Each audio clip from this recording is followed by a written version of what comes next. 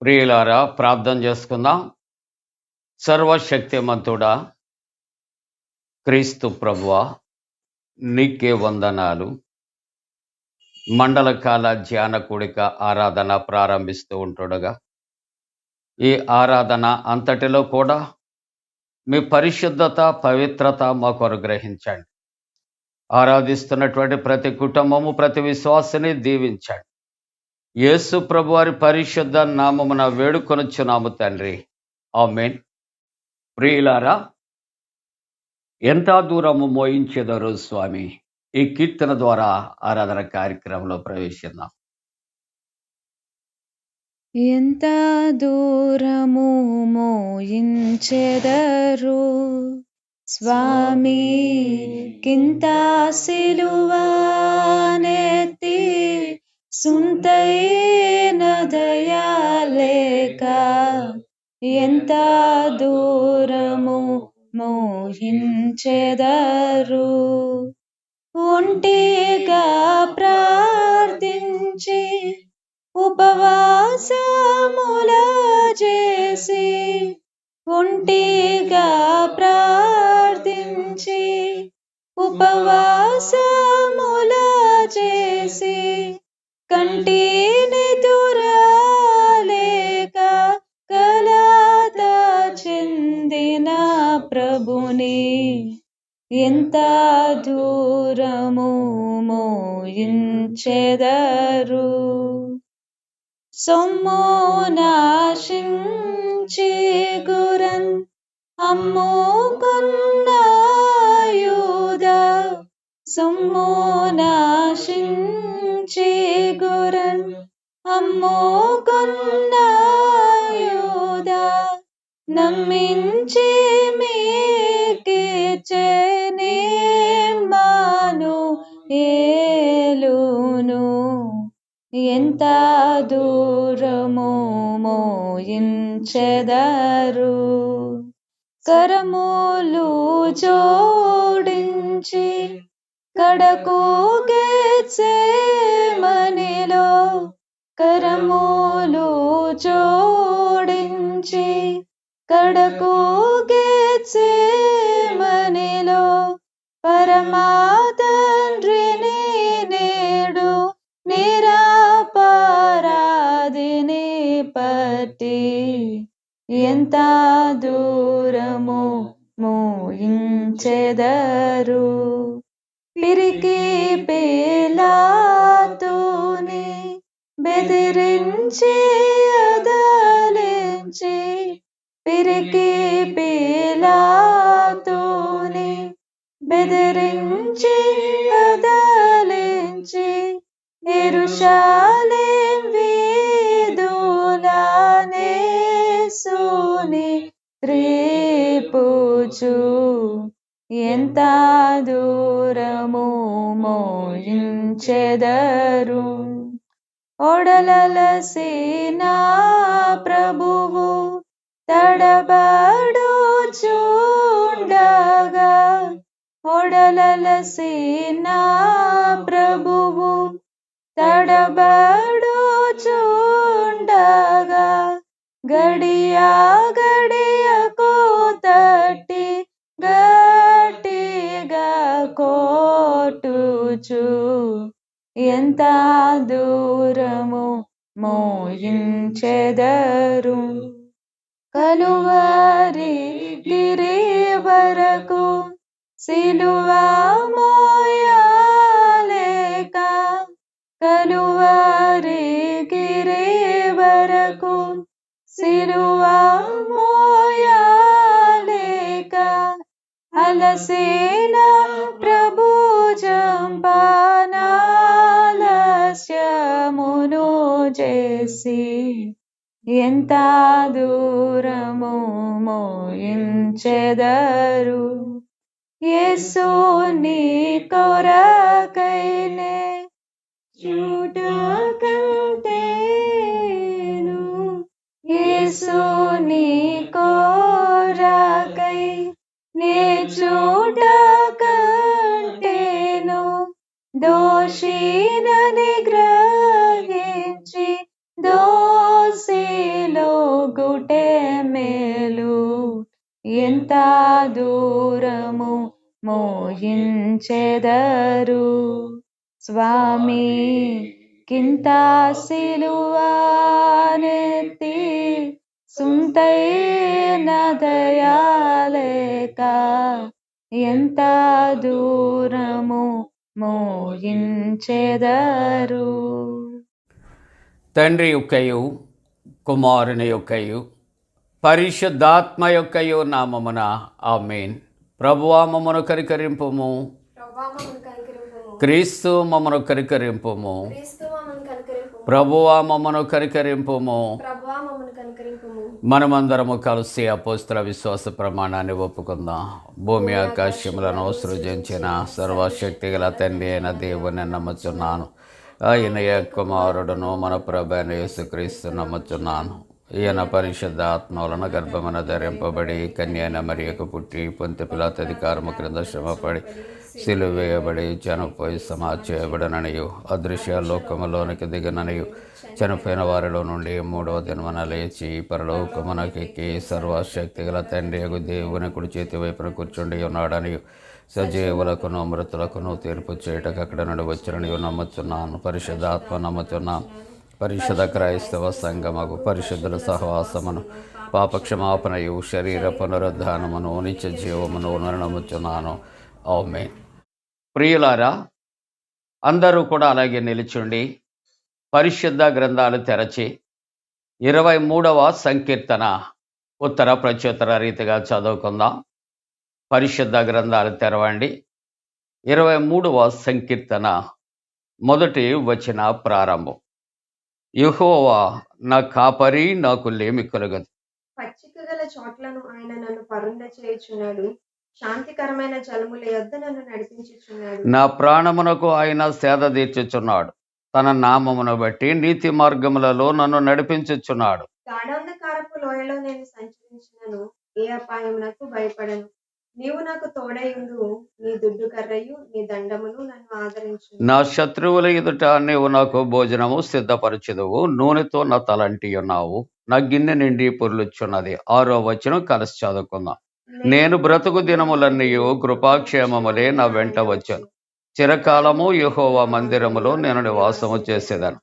తండ్రికిని కుమారునికిని పరిశుద్ధాత్మకును ఆది యందు ఇప్పుడు ఎల్లప్పుడూ యుగ యుగములందుండునట్లు మహిమ కలుగునుగాక. ఆమేన్. ప్రియులారా, మండల కళ ఆరాధన లెంటు దినాలు 23వ దినము కొరకు ఏర్పాటు చేయబడిన సువార్త వాక్య భాగాన్ని మనం చదువుకుందాం. అందరూ పరిశుద్ధ గ్రంథాలు తెరవండి. మత్తయి సువార్త 25వ అధ్యాయము. మత్తయి సువార్త 25వ అధ్యాయము 41వ వచనం నుండి 46వ వచనం వరకు నేను చదువుతూ ఉంటుండగా మీరందరూ కూడా చదవాలని ప్రేమతో తెలియజేస్తూ, మత్తయి సువార్త 25వ అధ్యాయము 41వ వచన ప్రారంభం. అప్పుడు ఆయన ఎడమ వైపున ఉండు వారిని చూచి, శపింపబడిన వారలారా, నన్ను విడిచి అపవాదికిని వాని దూతలకును సిద్ధపరచబడిన నిత్యాగ్నిలోనికి పోవడి. నేను ఆకలి గొంటిని, మీరు నాకు భోజనము పెట్టలేదు. దప్పిక గొంటిని, మీరు నాకు దాహమియ్యలేదు. పరదేశినయ్యుంటిని, మీరు నన్ను చేర్చుకొనలేదు. దిగంబరనయ్యుంటిని, మీరు నాకు బట్టలియ్యలేదు. రోగినై చెరసాలలో ఉంటిని, మీరు నన్ను చూడరాలేదని చెప్పును.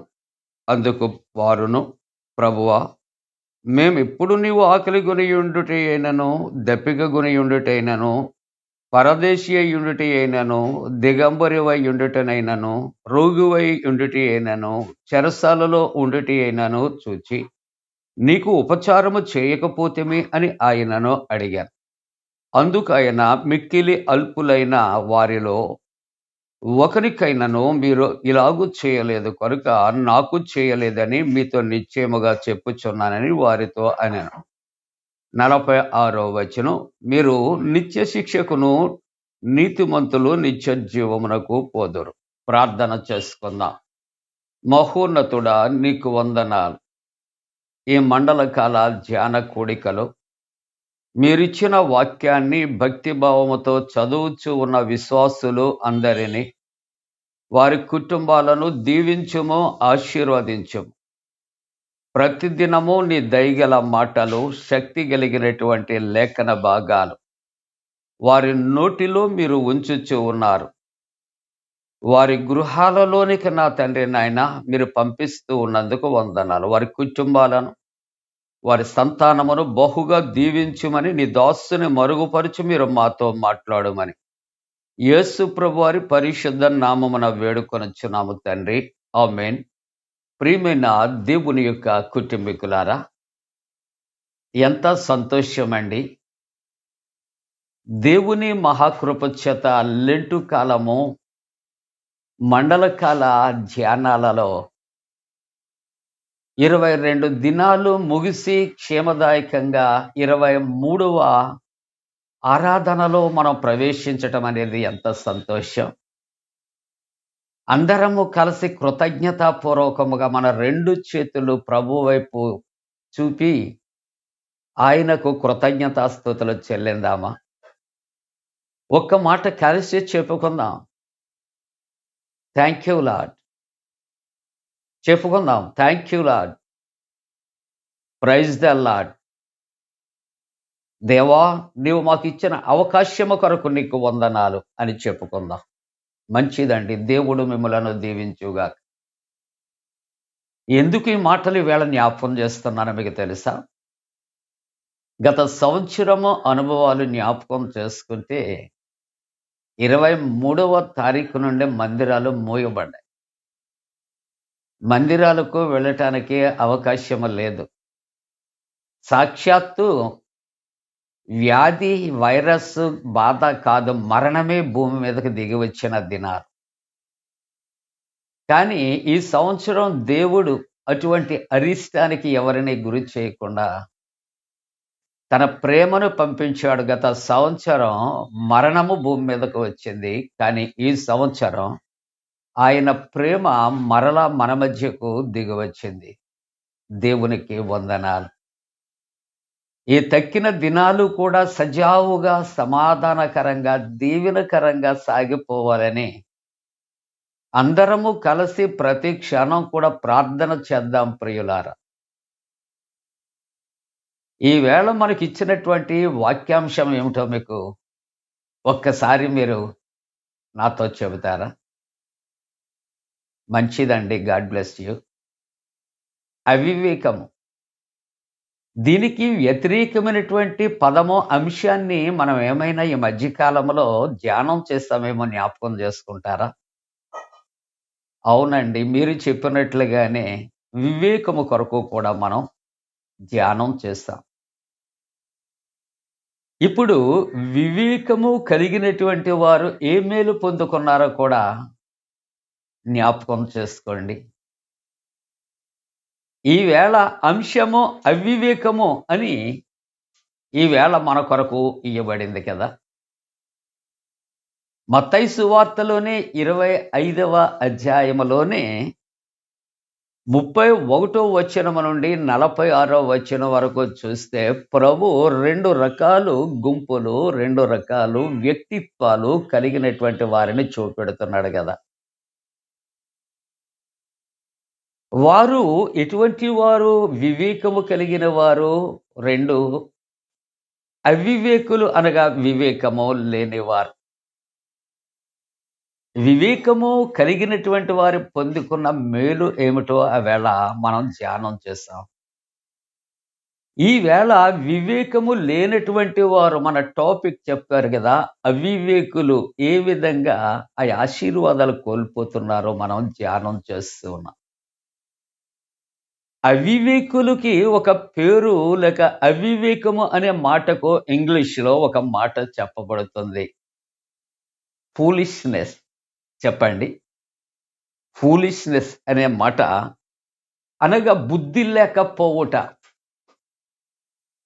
దేవుని యొక్క గ్రంథములో ఇటువంటి మాటలు చాలా మన గత కాలములో ధ్యానాలు చేశాం. ఇక్కడ దేవుని యొక్క వాక్యములో ఈవేళ మనకు ఇవ్వబడిన అంశము జ్ఞాపకం చేసుకుంటూ ఉన్నప్పుడు శపింపబడిన వారు మనకు కనిపిస్తూ ఉంటూ ఉన్నారు. శపింపబడుచున్నటువంటి వారు ఎవరు? ఈవేళ అంశము ప్రకారంగా మనం ఆలోచన చేస్తే అవివేకులు అయినటువంటి వారు. వారి మార్గము అవివేకమైనటువంటి మార్గం. వివేకము నిత్య జీవానికి నడిపిస్తే అవివేకము నిత్యాగ్నికి నడిపిస్తుంది అని ఈవేళ వాక్యములో వ్రాయబడింది కదా. దేవుడు మానవునికి ఇచ్చిన గొప్ప బహుమానం ఏంటో తెలుసా ప్రియులారా? మంచి చెడు, మేలు కీడు మన కళ్ళ ముందు ఆయన ఉంచాడు. నీకు మేలు కలిగే మార్గం ఏదో ఆయన తెలియచేశాడు. నీకు మేలు కలగటానికి భూమి మీద నీవేం చేయాలో ఆయన బోధించాడు. అయినప్పటికీ మానవునిలో ఉన్నటువంటి ఒకటి వివేకము, అది మేలు చేయటానికి నడిపిస్తే మానవుల్లో ఉన్నటువంటి రెండవ రకము అవివేకము కీడు చేయు మార్గములో ప్రయాణం చేస్తూ ఉన్నది. ఇక్కడ ఒకటి వివేకము అను మార్గము పరలోక మార్గం అయితే, అవివేకము అనే మార్గము నిత్య నరకానికి పోయే మార్గంలో నడిపిస్తూ ఉన్నది. కాబట్టి ఈ భాగములో చూస్తూ ఉంటూ ఉన్నప్పుడు ప్రభు అంటున్నటువంటి మాట, అయ్యా మేము ఎందుకు నిత్యాగ్నికి మేము పోవాలి? ఈ వాక్య భాగంలో నీ వచ్చాను అని చెబుతున్నా, దిగంబరిగా వచ్చాను అని చెబుతున్నా, రోగిగా వచ్చాను అని చెబుతున్నా, నేను చెరసాలలో ఉన్నాను అని నీవు చెబుతూ ఉన్నా, వస్త్రహీనుడుగా ఉన్నాను అని చెబుతూ ఉన్నా, నీవెప్పుడు వచ్చావు అని ఒకవేళ వీరు ప్రశ్న వేస్తూ ఉంటే, యేసయ్య ఈ దినం ఏం మాట్లాడుతున్నాడో తెలుసా ప్రియులారా? 25వ అధ్యాయం మత్తయి సువార్త 45వ వచనాన్ని పరిశుద్ధ గ్రంథాన్ని మీరు తెరచి చదువుతున్నప్పుడు ప్రభు వారికి ఇస్తున్నటువంటి ఒక చక్కటి ప్రేమపూర్వకమైన జవాబు ఏంటో తెలుసా? అందుకు ఆయన, మిక్కిలి అల్పులైనటువంటి వీరిలో ఒకనికైనాను మీరు ఇలాగూ చేయలేదు కనుక నాకు మీరు చేయలేదు. ఎవరనండి? మిక్కిలి అల్పులైన. ప్రభు అంటున్నాడు వాక్యం, నా నామము పేరిట వచ్చి వారిని మీరు చేర్చుకుంటే నన్ను చేర్చుకున్నట్లే, ప్రవక్తను చేర్చుకుంటే ప్రవక్త ఫలము మీరు పొందుకుంటారు. అవును ప్రియ దేవుని బిడలారా. కాబట్టి ప్రభు అంటూ ఉన్నాడు, అందుకని మిక్కిలి అల్పులు అనేక మంది భూమి మీద మన కళ్ళ ముందు అనేక విధాలు వారు సంచరిస్తూ ఉన్నారు. వారు ఎలాగూ ఉన్నారో తెలుసా? ఆకలితో ఉన్నారు, దాహముతో ఉన్నారు, పరదేశులుగా ఉన్నారు, దిగంబరులుగా ఉన్నారు, వారు రోగుగా ఉన్నారు, వారు చెరసాలలో ఉన్నారు, పరిచర్యలో. అనేక మంది నా కొరకు భూమి మీద ఇటువంటి శ్రమలు అనుభవిస్తూ ఉంటే వారిని నీవు ఖాతరు చేయలేదు, చూచి చూడనట్టున్న వారు ఆక్రందరూ విని విననట్టు ఉన్నావు, వారిని పట్టించుకోలేదు. ఎప్పుడు నీవు, నీ కుటుంబం, నీవు, నీ పిల్లలు, నీ పిల్లల పిల్లలు, నీ భోగభాగ్యాలు, నీ అవసరతలు ఎప్పుడు చూచినా వీటి కొరకు నువ్వు ప్రాకులాడుతున్నావు తప్ప నా నామమును బట్టి వచ్చే నా పిల్లల కొరకు, ఈ పరిచర్యలు శ్రమలు అనుభవిస్తూ ఉన్నటువంటి ఇటువంటి వారి కొరకు నువ్వు ఎప్పుడైనా ఆలోచన చేశావా అని ఈవేళ మండలకాల ధ్యాన కూడికలో ప్రభు ప్రశ్న వేస్తూ ఉంటున్నాడు ప్రియమైన దేవుని బిడలారా. కాబట్టి వివేకము కలిగి దేవుని పిల్లలను చేర్చుకొని వారికి సపర్యలు ఉపచారము మనము చేయగలిగితే వారికి ఏం వస్తూ ఉన్నది అంటే పరలోక రాజ్యం వస్తున్నది. వివేకవంతులైన వారికి వేళ అవివేకాన్ని బట్టి అటువంటి వారిని మనం ఒకవేళ మిస్ అవుతూ ఉంటే మనకెందుకులే వచ్చేది, ఎంతో మంది ఉన్నారు, వాళ్ళు చేస్తారు, మనమే ఎందుకు చేయాలి, వీళ్ళందరికీ మనం చేయటానికి మనకేమిటి అని అనుకుంటే, ఇక్కడ వారి అవివేకాన్ని బట్టి ఏమొస్తుందంటున్నాడు, నిత్య శిక్షకు నువ్వు వెళ్ళవలసినటువంటి అవసరత. ఎవరు తెచ్చుకుంటున్నారండి నిత్య శిక్ష? అవివేక హృదయముతో ఉన్నటువంటి వారే. ఒక మాట నేను పరిచయం చేస్తూ ఉన్నప్పుడు ప్రియులారా, నా యొక్క జీవిత అనుభవంలో ఈ మాట నేను చెబుతూ ఉన్నాను. నేను మరలా ఇప్పుడు చెప్పవలసినటువంటి బాధ్యత నాకు ఉంటూ ఉన్నది. అవును, దేవుని యొక్క మహాకృప, దేవుని యొక్క ప్రేమ, ప్రభు తన పిల్లల ద్వారా, అందరూ కాకపోయినా కొందరి ద్వారాన ఆయన వ్యక్తపరుస్తుంటాడు, ఆదరిస్తూ ఉంటాడు. ఆ అనుభవాలు మా జీవితంలో పొందుకున్నాం.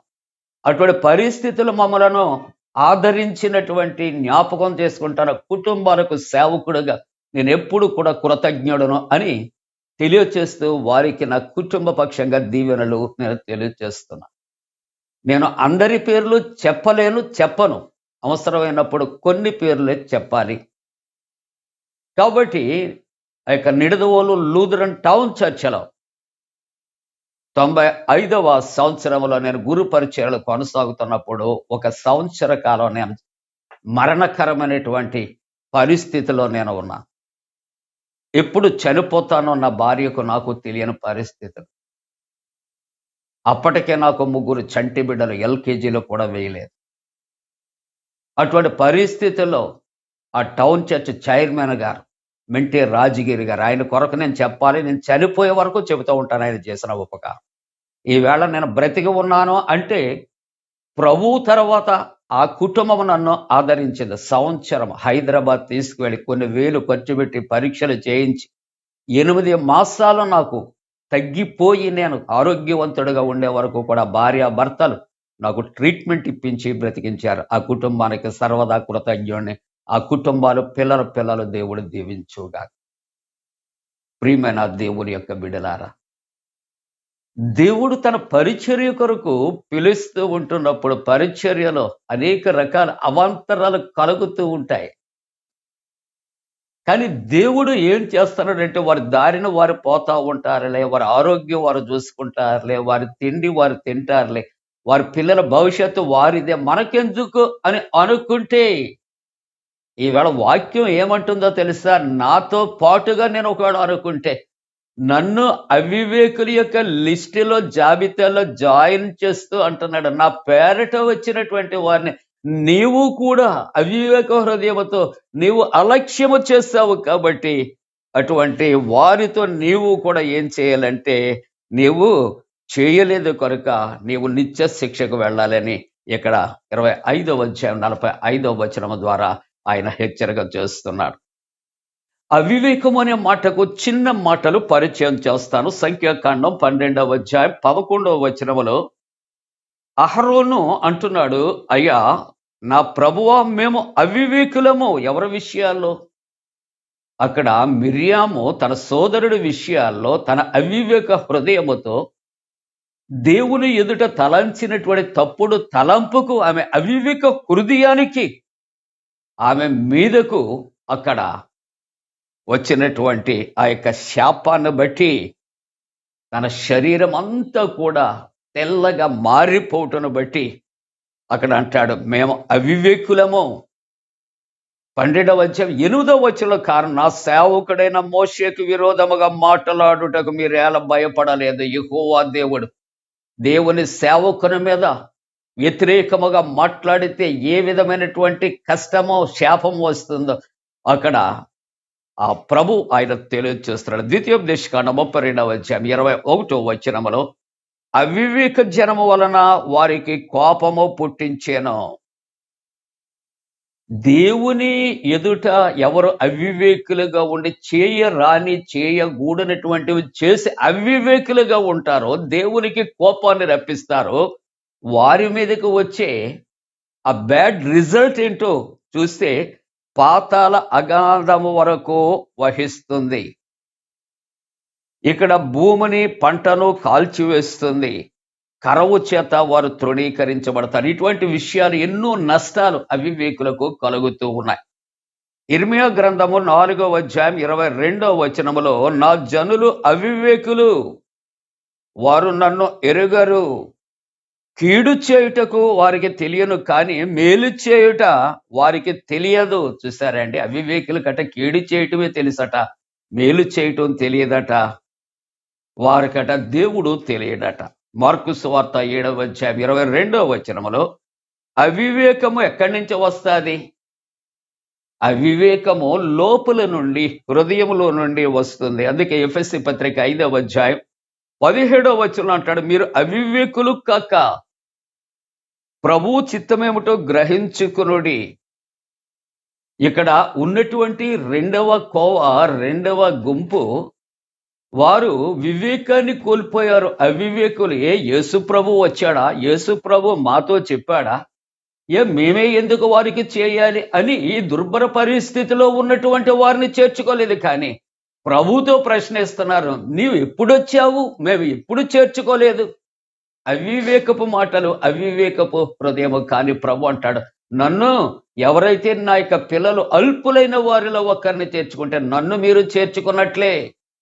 అటువంటి వారు వ్యాధి, బాధ, ఇరుకు, ఇబ్బంది, దుఃఖము, వేదన, ఇటువంటి పరిస్థితులు అనేక మంది ఇదిగో నా పేరట వచ్చారు, కానీ మీరు ఎవరిని కూడా పట్టించుకోలేదు, కాబట్టి మీరు కూడా నాకు చేయలేదు అంటున్నాడు. అందుకే ప్రభు అంటాడు, మీరు అవివేకులు కావద్దు, ప్రభు చిత్తం ఏమిటో మీరు గ్రహించుకొనండి. అవును ప్రియ దేవుని బిడ్డలారా, మానవ సేవయే మాధవ సేవ అనే ఒక స్లోగన్ ఉంది. నీ ఎదుడికి వచ్చినటువంటి ప్రభు పిల్లల యొక్క వ్యాధి బాధలలో మీరు ఆదరించగలిగితే దేవుని ఆదరించినట్టు, వీరికి ఉపచారము చేస్తే దేవునికి ఉపచారము చేసినట్లే. ఈ రెండవ కోవలో ఇక్కడ ఉన్న అవివేకులు దేవుని యొక్క పిల్లలను, సేవకులను వారు ఏం చేశారంటే, వారు మరి ప్రక్క చూపు వారు చూచారు, వీరు పెడద్రోవన వారు పట్టారు. కాబట్టి ప్రభు ఈ యొక్క 25వ అధ్యాయం 46వ వచనంలో అంటున్నాడు, వీరు నిత్య శిక్షకును నీతిమంతులు నిత్య జీవానికి, వివేకులు నిత్య జీవానికి వెళితే అవివేకులు నిత్య శిక్షకు అప్పగించబడతారట. అవును ప్రియులారా, చిన్న ఇలస్ట్రేషన్ చెప్పి నేను జ్ఞాపకం చేస్తాను. క్రొత్తగా వివాహమైన ఒక భార్య భర్త అనుకున్నారట. మరి క్రొత్తగా వివాహమైంది. మా తల్లిదండ్రులు, మీ తల్లిదండ్రులు కూడా ఎంతో వారు మన కొరకు మరి సంతోషించగలిగినటువంటి రీతిలో మనం చక్కగా ఒక 2 వీలర్ కొనుక్కోవాలి, 4 వీలర్ కొనుక్కోవాలి, ఒక మంచి డూప్లెక్స్ ఇల్లు కట్టుకోవాలి, మంచి సంతానాన్ని దేవుడు మనకి ఇవ్వాలి. కాబట్టి జాగ్రత్తగా మనం ఎకానమీ అనేది జాగ్రత్తగా చేసుకోవాలని అనుకున్నారు. మంచిదే. ఈ వివాహము అయిన తర్వాత ఇంచుమించు ఒక 10 రోజుల కట గ్యాస్ అయిపోయిందట. ఏమండి, గ్యాస్ బుక్ చేయాలంటుందంట భార్య. భర్త అంటున్నాడట, నివ్వెరపోయి, ఏంటి 10 దినాలే కదా మనం క్రొత్త ఆ యొక్క గ్యాస్ కనెక్షన్ మనకు వచ్చింది, క్రొత్త బండ వచ్చింది, 10 రోజులు అయిపోయిందా? మనం ఇద్దరమే కదా అంటే, అవునండి, ఎందుకంటే అస్తమాను కూడా గ్యాస్ లైటర్ వాడొద్దన్నారు పెద్దవాళ్ళు. కాబట్టి మన ఇంట్లో ఉన్న మ్యాచ్ బాక్స్ అండి, అగ్గి పుల్లలు కూడా అస్తమానం వేస్తే అగ్గిపెట్టో కూడా ఖర్చు కదా, ఆ ఖర్చు కూడా తగ్గించుకుందామనండి ఆ వేళ వెలిగించినటువంటిది 10 రోజులు కూడా స్టవ్ ఆర్పలేదండి. అందుకనే మిస్యూజ్ అయ్యి గ్యాస్ అయిపోయిందండి. అర్థమైంది కదా ప్రియులారా? ఏ హృదయం ఇది? అవివేక హృదయం. ఏ మనస్సు? అవివేకముతో కూడిన మనసు. ఏ ఆలోచన?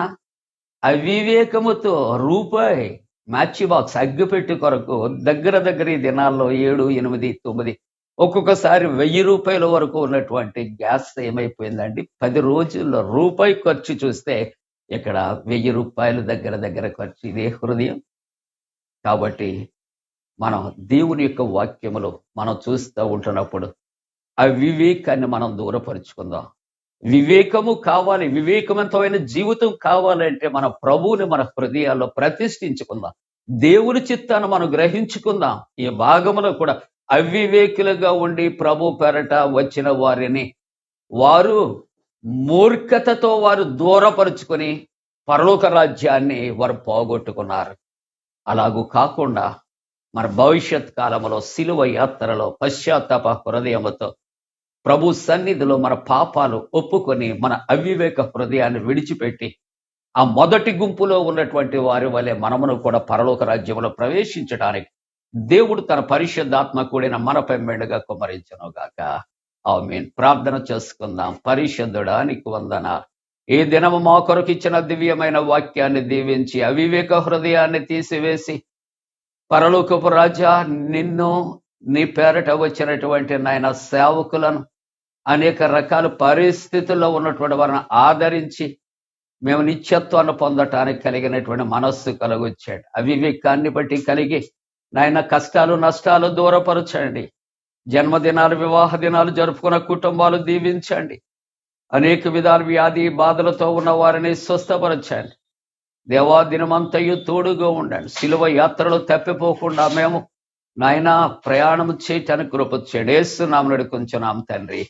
ఆమేన్. పరలోకమందున్న మా తండ్రి, నీ నామం పరిశుద్ధపరచబడనుగాక, నీ రాజ్యం వచ్చునుగాక, నీ చిత్తం పరలోకమందు నెరవేర్చున్నట్టు భూమి అందు నెరవేరునుగాక. మా ఇందిన ఆహారం నేడు మాకు దయచేయి. మా ఎడల అపరాధం చేసిన వారిని క్షమించిన ప్రకారముల అపరాధము క్షమించము. శోధంలోని తేక కీడను తప్పించము. రాజ్యము శక్తియు మహిమ నిరంతరం నీవై ఉన్నవి. ఆమేన్. మన పరమ తండ్రి అయిన దేవుని యొక్క ప్రేమయు ప్రభువైన యేసుక్రీస్తు ప్రభు కృపయు పరిశుద్ధాత్మ యొక్క అన్యోన్య సహవాసము నాయన యొక్క మండలకాల ధ్యాన కూటాల్లో ఆరాధిస్తున్న ప్రతి కుటుంబానికి తోడుగుడు సంరక్షించి కాపాడునుగాక. ఆమేన్. సిలువకు నిన్ను నే కొట్టి తిని తొలువాలతో